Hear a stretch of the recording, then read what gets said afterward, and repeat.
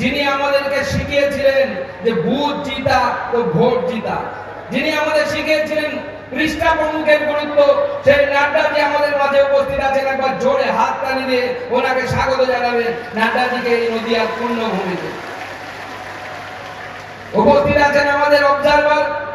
তৃণমূলের কথা বললে পরে তখন এই নদিয়া জেলার কথা বললে পরে তখন মানিকের কথা মনে পড়ে যে মানিক বাবু লক্ষ লক্ষ টাকা নিয়ে চাকরি বিক্রি করেছিলেন। এটাই হচ্ছে তৃণমূল কংগ্রেসের নদিয়া জেলাকে দান, সেটাই নদিয়া জেলাকে তৃণমূল কংগ্রেস দিয়েছে।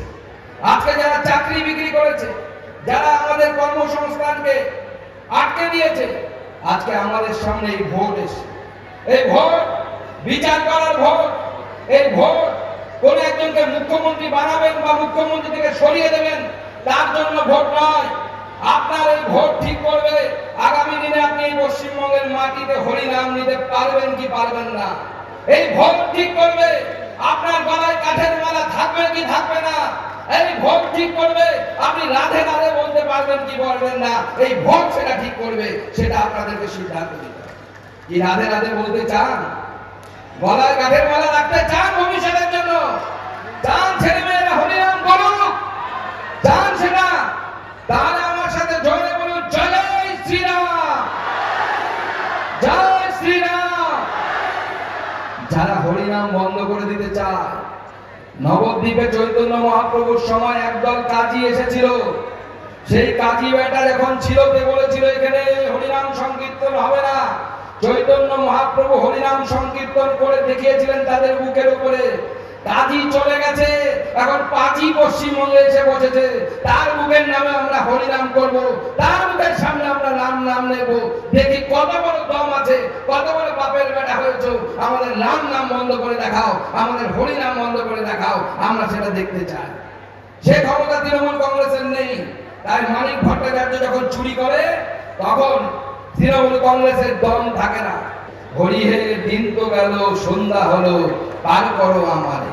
পার করবে, পার করবে, বিজেপি পার করবে আর জনগণ পার করবে। জনগণের একটা ভোট এইবার তৃণমূল কংগ্রেসকে এখান থেকে সাবাল করবে। আমাদের রাজ্য সভাপতি বলেছেন এবারের নির্বাচন তৃণমূলের, এবারের নির্বাচন, এবারের নির্বাচন। তবে আমাদেরকে সাবধান থাকতে হবে, সাধু সাবধান। যারা তৃণমূল কংগ্রেস বিরোধী ভোট ভাগ করছে তাদেরকে চিনে রাখুন। দুটো তথ্য আপনাদেরকে দিয়ে যাচ্ছি। 21 সালে আসানসোলের পাণ্ডবেশ্বর বিধানসভা মাত্র আমরা 3000 ভোটে হেরেছিলাম। রানীগঞ্জ বিধানসভা মাত্র 4000 ভোটে হেরেছিলাম। আর সিপিএম ভোট পেয়েছিল পাণ্ডবেশ্বরে যথাক্রমে 12,000, রানীগঞ্জে 21,000। তাই যারা সিপিএম কে ভোট দেন সেই সমস্ত বন্ধুদেরকে বলছি, সিপিএম এ ভোট দেওয়া মানে প্রকারান্তরে তৃণমূলকেই ভোট দেওয়া। তাই যদি সিপিএম কে ভোট দিতে হয় তার থেকে ভালো তৃণমূলকে ভোট দিন। আর যদি সঠিক পরিবর্তন চান তাহলে নরেন্দ্র মোদীর পদ্ম ফুলকে ভোট দিন। সেই পদ্ম ফুলে ভোট দিয়ে বিজেপিকে জয়যুক্ত করুন, সেই আহ্বান আপনাদের সামনে জানাই। বন্ধুগণ, আপনাদের জেলাতে এখন লিস্ট বেরিয়েছে, আপনারা কেউ বিভ্রান্ত হবেন না। কারণ নাম হয়তো ডিলিটের তালিকায় চলে গেছে। যাদের নাম ডিলিটের তালিকায় চলে গেছেন তারা ডিএম এর কাছে দরখাস্ত করুন 15 দিনের মধ্যে। আপনাদেরকে আমরা সাহায্য করব। যাদের নাম চিন্তা ভাবনার মধ্যে আছে, অর্থাৎ যাদের নাম লটকে আছে, সেই নামগুলো তারা আমাদের কর্মীদের সাথে যোগাযোগ রাখুন। ভয় পাবেন না।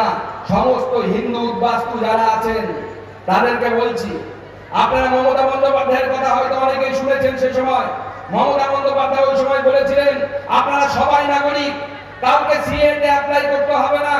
আজকে সিএতে অ্যাপ্লাই না করার জন্য দেখুন মানুষকে কত ভুগতে হচ্ছে।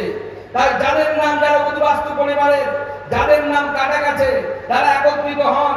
মমতা বন্দ্যোপাধ্যায় তৃণমূল কংগ্রেসের কাছে প্রশ্ন করুন। মুখ্যমন্ত্রী বলেছিলেন সিএতে অ্যাপ্লাই করার প্রয়োজন নেই, আমরা করিনি, এখন আপনাদের জন্য বিপদে পড়ছি। তার উত্তর মমতা বন্দ্যোপাধ্যায়কে দিতে হবে। আর যদি সাহস থাকে চলুন একসাথে জড়ো হন। যারা মমতা বন্দ্যোপাধ্যায়ের কথায়, যারা সিএতে অ্যাপ্লাই করেননি, আমি সকলকে নিয়ে একসাথে মমতা বন্দ্যোপাধ্যায়ের বাড়িতে যাব আর বলবো, দিদি আপনি জবাব দিন কেন সিএতে আপনারা অ্যাপ্লাই করেন। তাই সিএতে যারা অ্যাপ্লাই করেছেন তাদের আমরা ব্যবস্থা করব। আগামী দিনে মাননীয় গৃহমন্ত্রীকে আমরা অনুরোধ করেছি যত শীঘ্র সম্ভব তাদের নাগরিকত্ব দেওয়া হোক, তারা যাতে ভোট দিতে পারে। আর এসআইআরের ভয়ে পিসিও কাঁপছে, ভাইপো কাঁপছে, পিসিও কাঁপছে, ভাইপো কাঁপছে। কাঁপছে না কেন, কাঁপবে না কেন? গতবার 73 বিধানসভায় আমাদের প্রাক্তন জেলা সভাপতি এই জেলার তিনি দাঁড়িয়েছিলেন, তিনি হেরেছিলেন মাত্র 6,915 ভোটে, মাত্র 6,915 ভোটে। এখনো পর্যন্ত যে এসআইআর হয়েছে সেই এসআইআরে 8,357 নাম কেটে গেছে। আপ তেরা কে হোগা রে কালিয়া? এখন তৃণমূল কোথায় যাবে? তৃণমূলকে হারতে হবে, কেউ বাজাতে পারবে না। তৃণমূলের হার অবশ্যম্ভাবী। তৃণমূল এবার হারছে, হারছে, হারছে। বিজেপি সরকার হচ্ছে, হচ্ছে, হচ্ছে। কেউ বাজাতে পারবে না, কেউ আটকাতে পারবে না।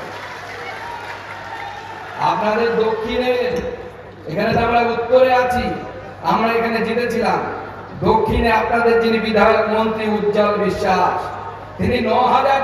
উজ্জ্বল আর চলবে না, মন্ত্রী হতে পারবে না, বিধায়ক হতে পারবে না।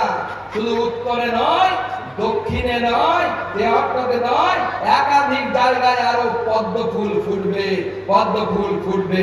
তাই সকলে মিলে একবার আমরা প্রতিজ্ঞা করি পদ্ম ফুল ফোটানোর। সকলে মিলে সমস্ত কিছু ত্যাগ করে যেই প্রার্থী হোক, মনে রাখবেন 294টা সিটে প্রার্থী হচ্ছে আপনার মাথার উপরে পথ পথ করে ওরা পতাকায় থাকা পদ্ম ফুল।